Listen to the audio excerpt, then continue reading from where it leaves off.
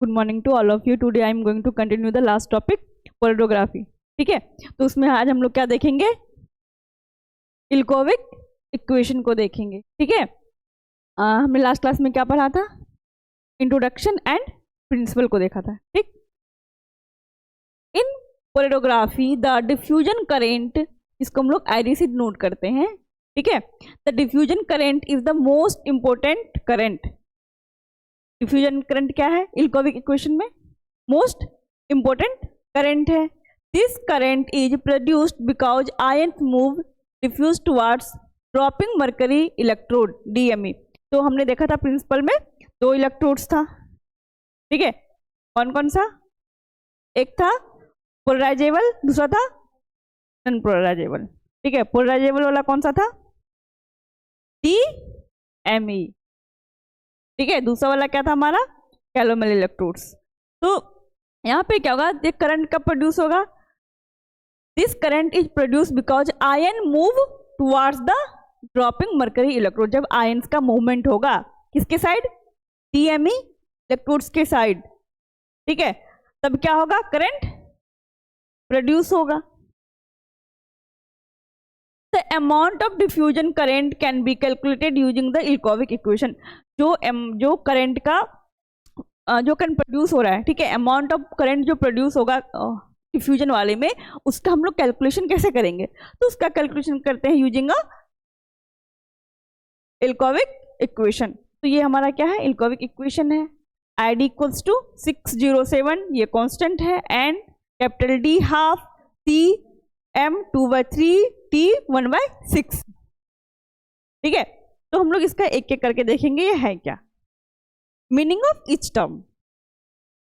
यहाँ पे देखेंगे आईडी क्या है, आईडी क्या है, डिफ्यूजन करंट है। ठीक है, आईडी क्या है यहाँ पर, डिफ्यूजन करंट है। This is the current we measure in polarography. ये करंट है जो हम लोग क्या करते हैं, मेजर करते हैं कहाँ पे, पोलैरिग्राफी में। ठीक है, ये क्या बताता है, आईडी बताता है, it tells us how much of the substance is present in the solution. कितना सबस्टांस या एनालाइट प्रेजेंट है हमारे सॉल्यूशन में, कौन बताता है, आईडी, डिफ्यूजन करंट बताता है। ठीक है, इसको हम कैसे डिनोट करते हैं, यूनिट इसका क्या है, माइक्रो एम्पियर्स। एन अब क्या है यहाँ इसमें, एन लिखा हुआ नहीं है, इसको हमने देख लिया, इसको हम लास्ट में देखेंगे। ठीक है, ये कांस्टेंट होता है। ठीक, हमने इसको देख लिया, अब हम एन को देखेंगे। एन क्या रिप्रेजेंट कर रहा है, n represent for the number of electron transferred. कितना नंबर ऑफ इलेक्ट्रॉन ट्रांसफर हो, यदि मूवमेंट हो रहा है आयंस का तो इलेक्ट्रॉन का ट्रांसफर होगा। ठीक है, when the ion gets reduce at the electrode it either gain 1 electron और 2 इलेक्ट्रॉन एक्सेट्रा। तो हमने रिडक्शन में क्या पढ़ा था, रिडक्शन एंड ऑक्सीडेशन पढ़ा है हमने ऑलरेडी।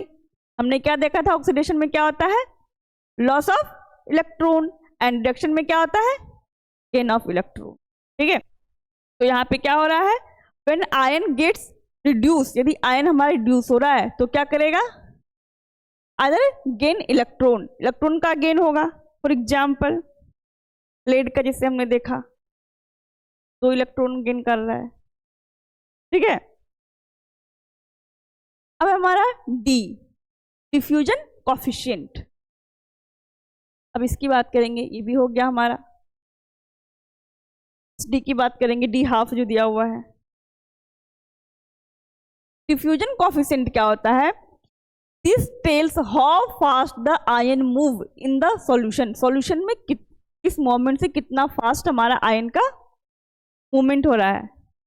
ठीक है, तो ये किसको कौन बताता है, डी, डिफ्यूजन कोएफिशिएंट बताता है कि how fast the ion move. ठीक है, कितना आयन्स मूव कर रहा है सॉल्यूशंस में,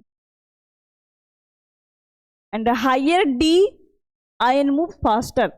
यदि डी का वैल्यू बढ़ रहा है, higher the D, higher will be the movement of ions. ठीक है, जितना ज्यादा हमारा डी रहेगा, आयन उतना ज्यादा फास्ट मूव करेगा। ठीक, अब हमारा आया सी, कंसंट्रेशन ऑफ द सॉल्यूशन, ये हमने देख लिया। अब हमारा ये बचा हुआ है, ठीक है। C stand for the concentration of the solution. How much of the substance is present in the solution?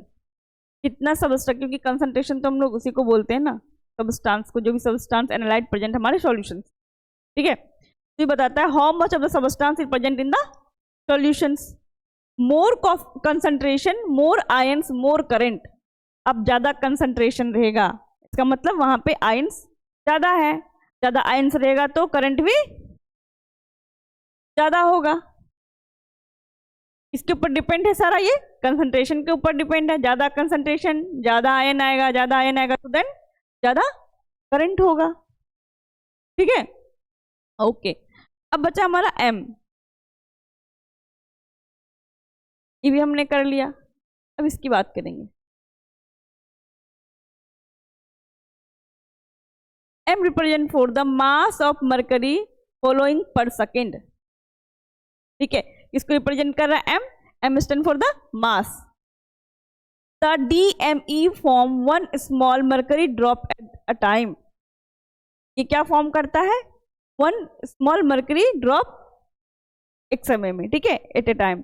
M tells how much mercury comes out per second, ये किसको बताता है, M कितना मरकरी पर सेकेंड में बाहर आ रहा है, ठीक है। ये इंस्ट्रूमेंटेशन में हम लोग इसको देखेंगे, ठीक है। जब हम लोग फोटोग्राफी का इंस्ट्रूमेंटेशन पढ़ेंगे तो वहां से हमें ये चीज पता चल जाएगा, ठीक। अब हमारा बच्चा है TT, क्या है, ड्रॉप टाइम, ठीक। किसको डिपेंड, किसको दर्शा रहा है, ड्रॉप टाइम को दिखा रहा है। The time taken for a one mercury drop to form and fall, कितना, यदि एक ड्रॉप है मरकरी का, फॉर्म होने में कितना टाइम लग रहा है और उसको फॉल होने में, गिरने में कितना टाइम लग रहा है, उसको रिप्रेजेंट कर रहा है। यूजुअली कितना रहता है, 2 से 6 सेकेंड्स के बीच में होता है, ठीक है। फॉर्म भी करता है देन वो फॉल भी होता है। अब हमारा बच गया 607, ये क्या है, न्यूमेरिकल कांस्टेंट है, ठीक है। जो सबसे फर्स्ट में था 607, ये क्या है, न्यूमेरिकल कांस्टेंट है। ये मैं T तक की बात कर ली यहाँ पे।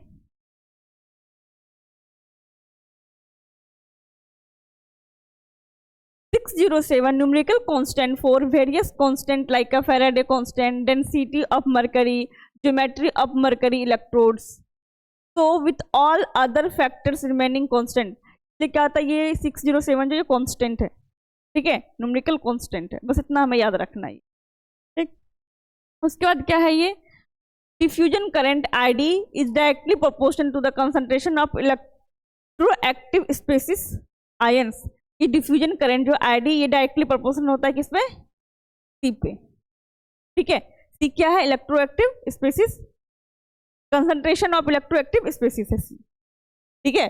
हमने देखा था कंसंट्रेशन को डिफाइन कर रहा था, तो ये हमारा ID है किसके ऊपर डिपेंड रहेगा, कंसंट्रेशन के ऊपर डिपेंड रहेगा। क्यों कंसंट्रेशन के ऊपर डिपेंड रहेगा, क्यों, हमने देखा था कंसंट्रेशन ज्यादा रहेगा तो आयन ज्यादा बढ़ेगा, आयन ज्यादा रहेगा तो करंट ज्यादा होगा, ठीक है। And this is the basis of quantitative analysis by photography, ठीक है। तो then ID equals to KC हो जाएगा यहाँ पर।